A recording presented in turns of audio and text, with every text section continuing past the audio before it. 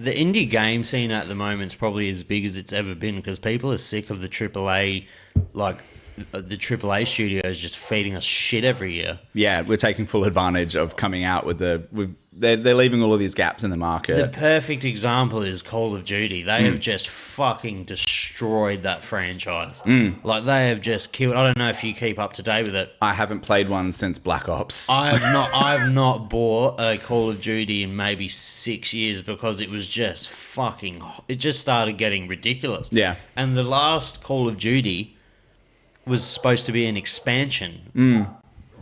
But instead, to money grab, they turned it into a full game. Yeah. And charged $100 for it. Or, like, it's insane.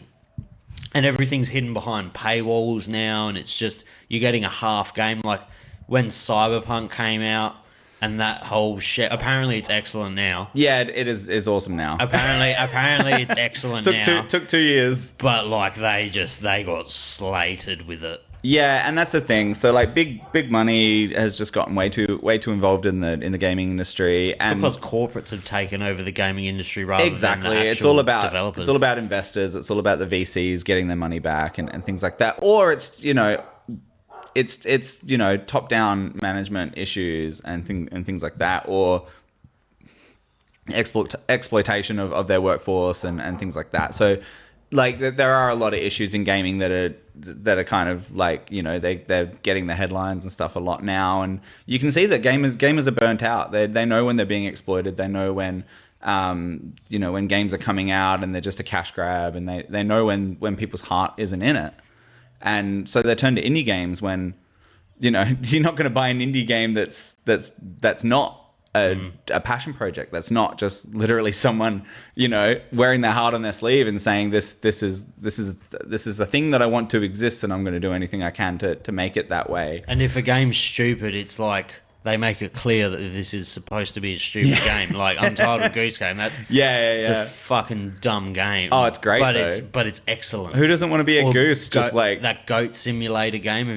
That's excellent. It's you're just a goat. Oh, for sure. And that's the thing. So like, and like we all grow up with games made by passionate developers, right? I mean, even, the words that we shouldn't say or who should not be named, but even EA back in the day were amazing developers, right? Their name made sense back in the 80s and 90s. They were electronic artists, right? Like they were making art, and we grew up with all of that.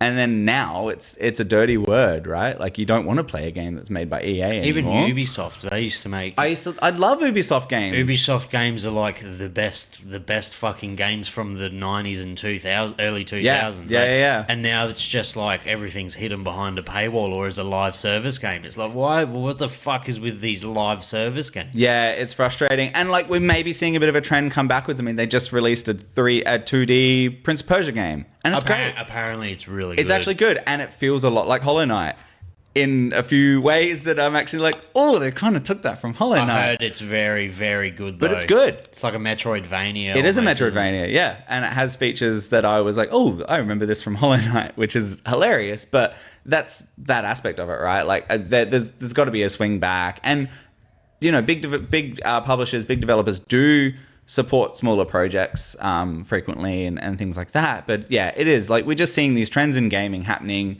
and corporations are going to do what corporations are going to do. They're gonna milk the money train until it's dead, and then they're going to jump off it and they're going to fund a different train. They place such unrealistic developing times on these poor people. Like it's not a lot of the time. It's not even the developer's fault. No, it's not. It's because they're getting Call of Duty developers get 3 years to try and make a masterpiece. And have to make it profitable. So they have to not even make the game. They got to plan out 3 seasons of the game for DLC drops and microtransactions. Yeah. So all of these developers have things that they never had to worry about before. Like they weren't making microtransaction schemes in the early 2000s and shit. They just released full games. Yeah. And this thing, and then you're getting these day one updates and all this kind of stuff, right? And then corporate will be trying to rush the game out and things like that. Like, the investors need their money or whatever. And so that's, the case of a lot of games where they're broken on release. You buy a game day one, how likely are you now to have the game work properly on your computer or your console, or are you going to connect to a server properly, or like are you not going to have these weird pop-ins and stuff like that? And it is, and it's burnout, and it's ridiculous hours, it's bad decisions made by management, poor management of their workforce and things like that. So it is a rough time for the industry, because it is in this weird growth period where it is now the biggest entertainment industry in the world.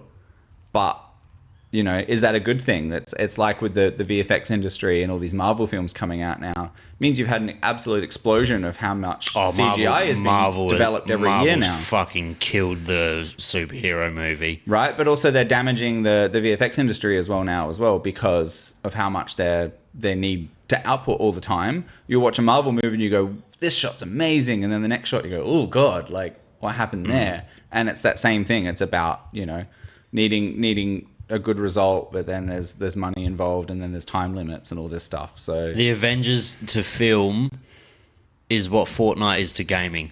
Yeah. It's like Fortnite just fucking, because of people seeing how much profit can be made, they perfected that store, or like the seasons and the battle pass. Like, I don't know if they were the first people to do a battle pass. A lot of that came from the mobile market. But what is really frustrating, right, is that we have these amazing gaming devices in our pocket all day, right? I mean, did you grow up with a Game Boy? Yeah. Yeah. So I love my Game Boy, right? And you don't see your phone as a gaming device, I don't see my phone as could be the most powerful Game Boy ever, right? But you go on the App Store and you're like, oh, I've got, 20 minutes or something. I want to just quickly play something. Maybe I'm waiting for an appointment, or I'm on the bus or whatever, right? There's nothing that you can just pick up and play, probably because all the games that are on the App Store, they're all trying for you to buy more shit. Right? And that's sort of where that market collapsed in a way, where it's like, when the iPhone first came out, it's like $2.99 for a game or something like that. Then, mobile developers are like, whoa, why would I charge $2.99 for a game and then never make any more money from that one person ever when I can sell ads and I can make $2.99 once a week? There is nothing worse than finding a good game on a phone and it's just ridden with ads. Right. Every step of the way there's a fucking ad. It's so annoying. But they make way more money that way. Yeah. In fact, the mobile market makes more money than the entire console market. I've never thought about that. Like, it's interesting that we all grew up with Game Boys, and like everyone who had a Nokia was obsessed with Snake. Right. Like the most simple game ever. But we got something that has more technology than the first fucking thing that got sent to the moon. And the Apollo, it's got more technology in it than the Apollo that went to the moon, was it? Yeah.